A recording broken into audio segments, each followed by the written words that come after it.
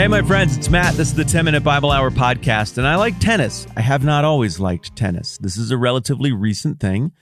A couple years ago, I played my first scored doubles match.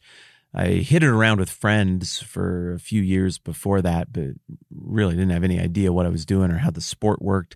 And now I'm learning that because I'm around real experienced tennis people who've been playing for 30 years. They played in high school or college, and there's a whole culture to it that I didn't know about. I didn't understand. I just kind of thought, I'm a baseball player. You just run up there and try to whack the ball real hard, and if you get it in, it looks cool, and that's awesome. There's a reason that people play tennis the way they play tennis. I'm learning all of this stuff, and it's such an interesting social game because, again, the old Hulk smash, just win, that's the point. It doesn't work that way.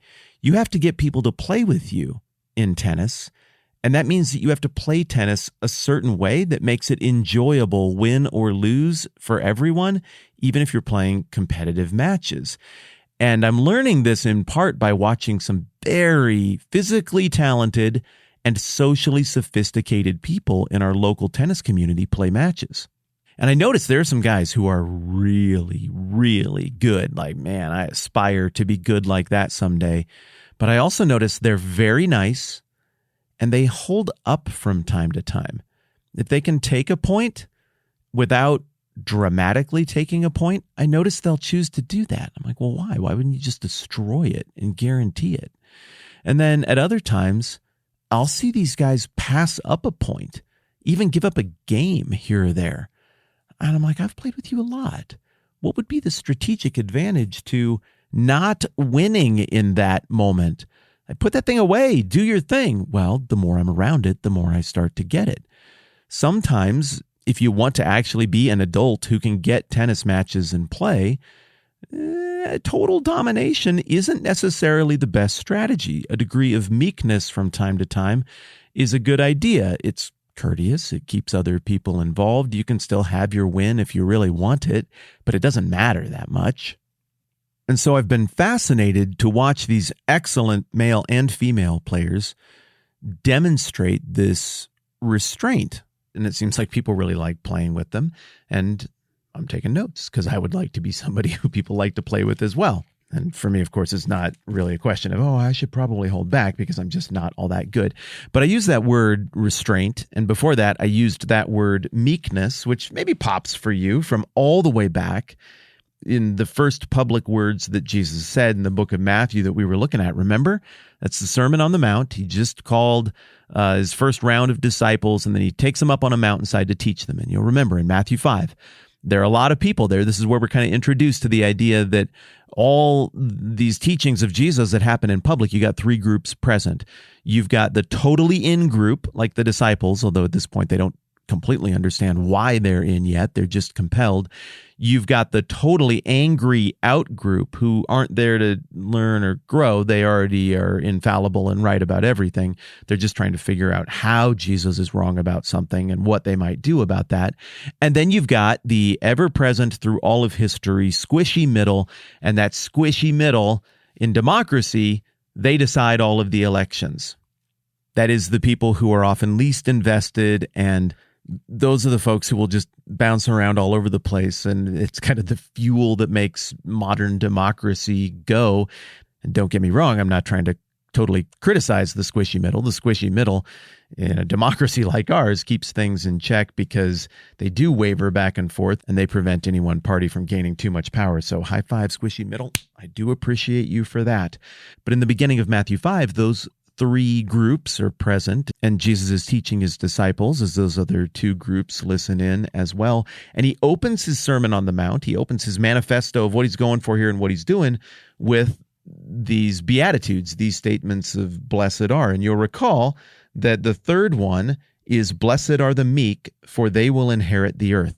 And we said back when we looked at Matthew 5 that these are not a new 10 commandments, like, hey, go do these things so that you will get these things.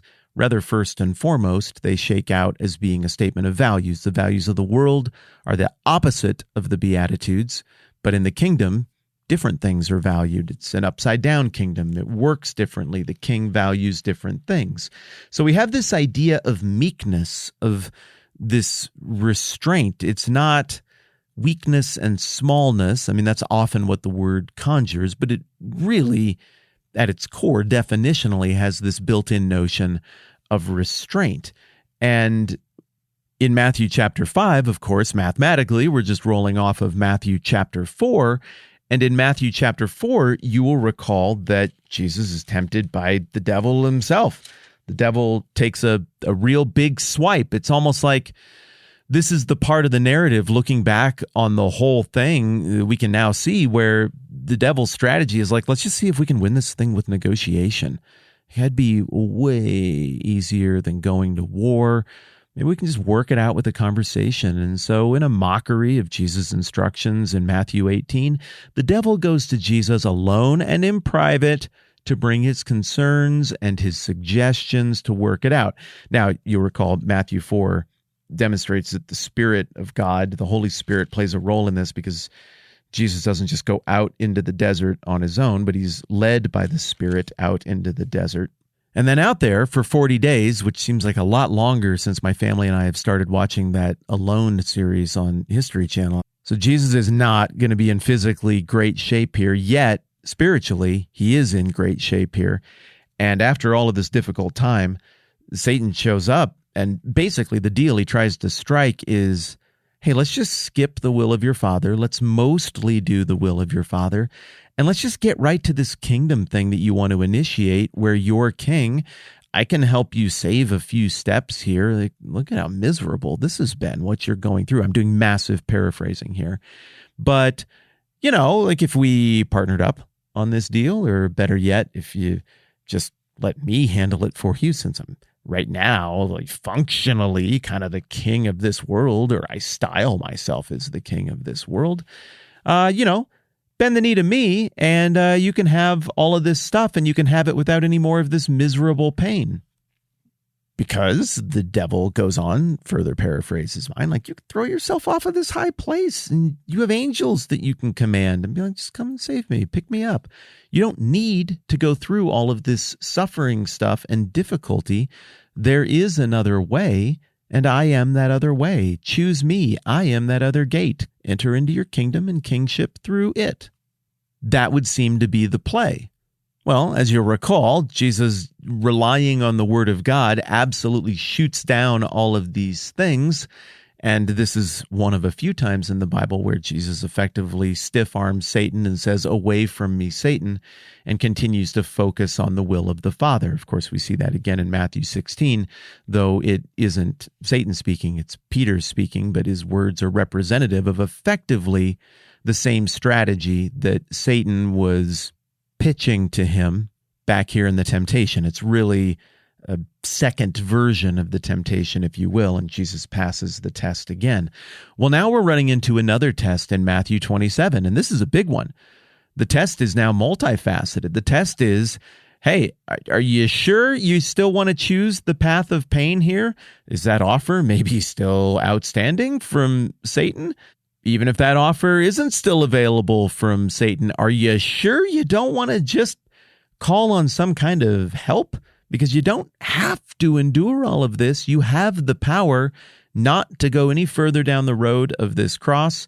You have the power not to suffer anymore. You have the power to put an end to this mockery and to put everyone in their place right now. You could do that.